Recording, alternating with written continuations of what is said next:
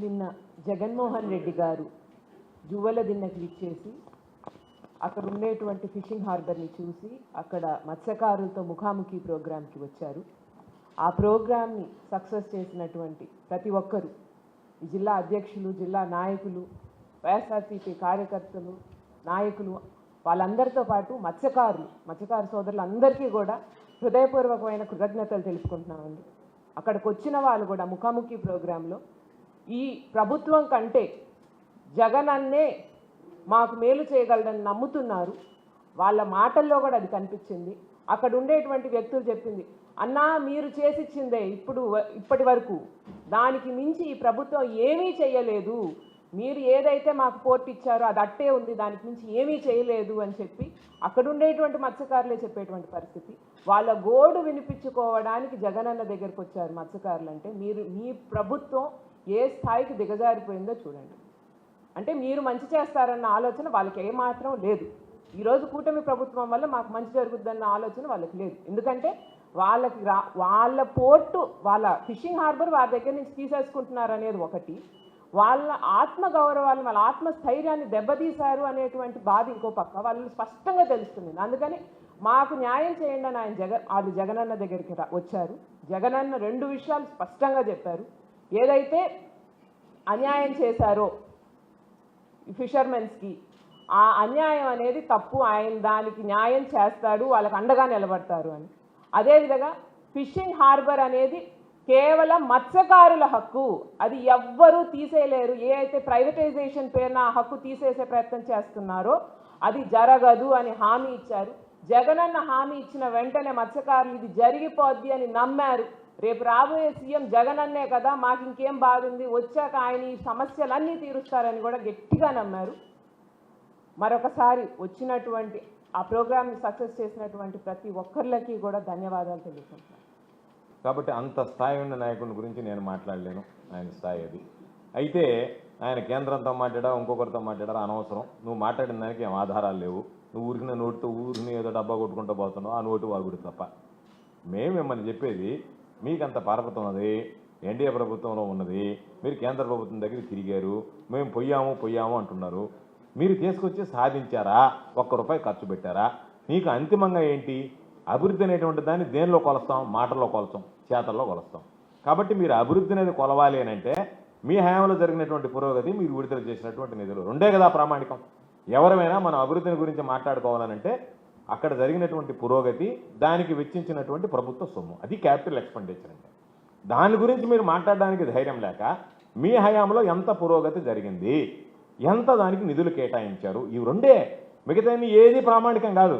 దాని మీద మాట్లాడమంటే ఎంత సిగ్గు విడిచారంటే మీరు మా హయాంలో జరిగింది, మీ హయాంలో ఏమి జరిగింది చెప్పండి, సింపుల్. ఇదిగోయా ఇన్ని పెట్టాం, ఇదో ఇంత ఖర్చు పెట్టాం, ఇన్ని కోట్లు విడుదల చేసాం, ఇన్ని కోట్ల రూపాయలు ఖర్చు. మీరు 2024 జూలైలో వచ్చిన తర్వాత దాదాపుగా మనం ఏప్రిల్ దాటిపోతుంది, మేలోకి వస్తున్నాం. అంటే ఇంకొక 2 నెలల్లో మీ ప్రభుత్వం వచ్చి 2 సంవత్సరాలు పూర్తవుతుంది. మిగిలిపోయినటువంటి పనులు ఈరోజు మనం పోతే ఎక్కడ ఉన్న గొంగళ అక్కడే ఉన్నట్టుగా జగన్మోహన్ రెడ్డి గారు ఇచ్చిన తర్వాత ఈరోజు ఆపరేషన్ స్టార్ట్ అయ్యాయి. అక్కడ వాళ్ళకి అవసరమైనటువంటి కొద్దిగా అరాకొరా చేయకుండా దాన్ని అమ్ముకొని ఆ డబ్బులు మీరు ఖజానా ఎక్కేసుకున్నారు. దాని రేటు ఎంత కమ్మారు, మీరు ఎంతకి ఇచ్చారు, దాని విలువ ఎంత ఈరోజు, దాని తీర ప్రాంతానికి సంబంధించి ఆల్రెడీ ఆయన కట్టినటువంటి దాన్ని, జగన్మోహన్ రెడ్డి గారు కట్టినటువంటి దాన్ని ఈరోజు మీరు అమ్ముకుని మరలా మీరు దొంగ మాటలు మాట్లాడితే మేము తెచ్చాము, మేము సాధించాము, మా హయాంలో జరిగింది. జువ్వలదిన్న ఫిషింగ్ హార్బర్కి సంబంధించి నేను మిమ్మల్ని అడిగేది మీ హయాంలో జరిగినటువంటి పురోగతి, మీరు విడుదల చేసినటువంటి నిధులు అది చూపించండి. రికార్డు అందుకే చెప్పా, ప్రభుత్వం మీది, రికార్డులు మీ దగ్గర ఉన్నాయి. మీరు 2014, 2019లో ఇంత కేటాయించాం, బడ్జెట్లో ఇన్ని తెచ్చాము, ఇదిగో ఇది చేసామని చెప్పి చెప్పలేక మేము తెచ్చాం అంటే పోయినసారి ఆయన కూడా చెప్పాడు. సర్వేపల్లిని నెల్లూరులో కలపండి, నేను లెటర్ రాశాను. సర్వేపల్లి నియోజకవర్గాన్ని నెల్లూరు జిల్లాలో కలపండి అని జగన్మోహన్ రెడ్డి గారి దగ్గరికి పోయి నేను చెప్తే, ఇదే సోమిరెడ్డి ఆ రోజు ఓడిపోయి ఉండి నేను చెప్పా, నేను లెటర్ రాశా, అందరికన్నా ముందు నేను అన్నాడు. అంటే ఇప్పుడు కూడా నేను అంటున్నారు. వద్దు, అవన్నీ మీరు అంతా ఏంటంటే రాజనాల, ముక్కామల, నాగభూషణం వాళ్ళు విలన్గా ఉండే రోజులో ఉండేటువంటి కామెడీ, వాళ్ళు ఉన్నటువంటి ఆ విలనిజం ఈ రోజుల్లో తీసుకొచ్చి ప్రదర్శించాలంటే ఈ రోజంతా మారిపోయింది, మార్పు వచ్చేసింది. లేకుండా కానుంటే సీనియర్ ఆర్టిస్ట్ ఒక్కరికి కూడా మనుగుడు ఉండేది కాదు. అందుకని ఒకటి గుర్తుపెట్టుకోవాల్సింది ఏంటంటే, శ్రీధర్ రెడ్డి మాట్లాడినా ఇంకొకరు మాట్లాడినా గుర్తుపెట్టుకోవాల్సింది ఏంటంటే శ్రీధర్ రెడ్డి అనేటువంటి వ్యక్తి ఈ జన్మలో ఎమ్మెల్యే అయి ఉండేవాడా జగన్మోహన్ రెడ్డి గారి టికెట్ ఇవ్వకపోతే? శ్రీధర్ రెడ్డి అంతరాత్మను అడగమనండి. కాబట్టి మాట్లాడడం అధికారంలోకి వచ్చిన తర్వాత ఏరు దాటిన తర్వాత తెప్పతెగలే వెళ్ళా. శ్రీధర్ రెడ్డి చెప్పాల్సినటువంటి మోస్ట్ వ్యాలిడ్ పాయింట్ ఏంటంటే బహిరంగ సభలో ఒక మాట చెప్పాడు శ్రీధర్ రెడ్డి. ఏమని చెప్పాడు? నేను చనిపోతే శ్రద్ధాంజలి ఘటించడానికి నువ్వు రమ్మని. ఆ మాట కట్టుబడి ఉన్నాడా లేదనేటువంటిది శ్రీధర్ రెడ్డి చెప్పాలి ఇప్పుడు సమాధానం. ఎందుకంటే ఆయన జనంలో అడుగుంటాడు ఇప్పుడు జగన్మోహన్ రెడ్డి గారు రావాలన్నా లేదు రేపు. అందుకని శ్రీధర్ రెడ్డి చెప్పాల్సింది, అయ్యా నా యొక్క శ్రద్ధాంజలి ఘటించడానికి నువ్వు రావాలన్నాడు కదా, కాబట్టి ఆ ప్రేమ అభిమానం ఆ రోజు వదిలేశానంటావా, లేదా ఆ రోజు అధికారంలో ఉన్నాడు కాబట్టి మాట్లాడానంటావా అనే దానికి సమాధానం చెప్పాలి. కాబట్టి అధికారంలో ఉన్నప్పుడు నాకు శ్రద్ధాంజలి ఘటించడానికి కూడా నువ్వు రావాలన్నా, అధికారం అయిపోయిన తర్వాత నువ్వు వల్ల ఆయనవన్నా వద్దు. నీకు జన్మనిచ్చినటువంటి వాడు, రాజకీయ జన్మనిచ్చినటువంటి వాడు, నీకు జన్మనిచ్చినటువంటి తల్లిదండ్రుల తర్వాత నువ్వు ఫోటో పెట్టుకోవాల్సిన జగన్మోహన్ రెడ్డి గారిది.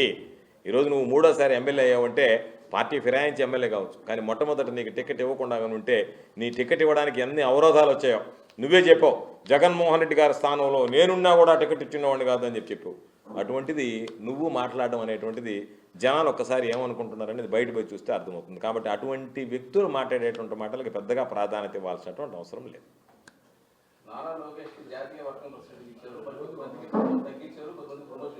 ఎందుకు ఇచ్చారా? ఇప్పుడు సోమిరెడ్డి అతనికి పోలిట్ బ్యూరో తీసేసినా కూడా జాతీయ అధికార ప్రతినిధి కింద ఇచ్చాడు. అన్ని భాషలు అనర్గళంగా మాట్లాడగలడు, మోడీతో పోయి మాట్లాడినటువంటి వాడు. అట్లా అందరు సేవలు గుర్తించి ఇచ్చారని నేను భావిస్తున్నాను. దాంట్లో తప్పే ఉంది.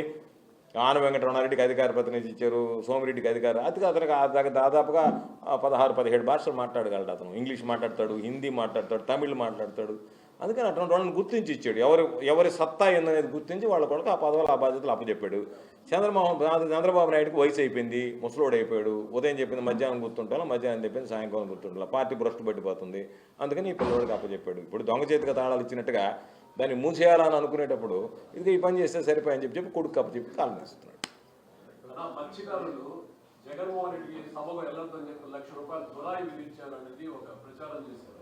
దానివల్ల మత్స్యకారులు సభకు రాలేదు, వీళ్ళే మనుషులు కొనుక్కున్న వాళ్ళని మత్స్యకారులాగా ప్రకటిస్తున్నారని ప్రచారం సోషల్ మీడియాలో చేస్తున్నారు. వాళ్ళు చేసేది సోషల్ మీడియా ప్రచారాలు, మామూలు ప్రచారాలు కాదు. కాకపోతే గ్రామాల్లో కొంతమందిని ఉద్రిక్తతలు రెచ్చగొట్టడానికి తీవ్రమైనటువంటి ప్రయత్నం అధికారాన్ని అడ్డు పెట్టుకొని చేసినా కూడా ఎక్కడా అటువంటి ఇబ్బంది కలగకుండా మత్స్యకారులే తరలొచ్చారు, మత్స్యకారులే మాట్లాడారు, మత్స్యకారులతోనే ముఖాముఖి నిర్వహించారు. మత్స్యకారులతో ముఖాముఖి నిర్వహిస్తే ఇద్దరితో మాట్లాడారంటారు. ఇద్దరితో మాట్లాడినా 20 మందితో మాట్లాడినా అయ్యే చెప్తారా, ఇంకేదైనా సమస్యలు చెప్తారా? కాబట్టి మత్స్యకారులు వచ్చారు, మత్స్యకారులతో మాట్లాడారు. గ్రామాలు కొన్ని పోవాలని దురాయి వేసుకున్నాయి, వాటి గురించి చెప్పడం లేదే ఏమి? ఇప్పుడు అక్కడ ఉన్నటువంటి ఆదినారాయణపురం అటువంటి వాళ్ళు మేమందరం వెళ్ళాలని దురాయి వేసుకున్నారు, పోకపోతే పెనాల్టీ అని చెప్పి అవి మాట్లాడటం లేదే. అంటే సోషల్ మీడియా అనుకూలంగా ఉంది కాబట్టి వాళ్ళ అనుకూలమైనటువంటి సబ్జెక్టులు మాట్లాడుతున్నారు. మత్స్యకారులు విశేషంగా వచ్చారు, మత్స్యకారుల పగ ఉంది, ఆత్మస్థైర్యం దెబ్బతిన్నారు అనేటువంటిది. ఈ కష్టకాలంలో జగన్మోహన్ రెడ్డి గారు మనకు అండగా నిలిచాడు అనేటువంటి భావం వాళ్ళు నిన్నటితో జగన్మోహన్ రెడ్డి గారు రాకతో జగన్మోహన్ రెడ్డి గారి నాయకత్వం పట్ల మరింత విశ్వాసం పెరిగింది.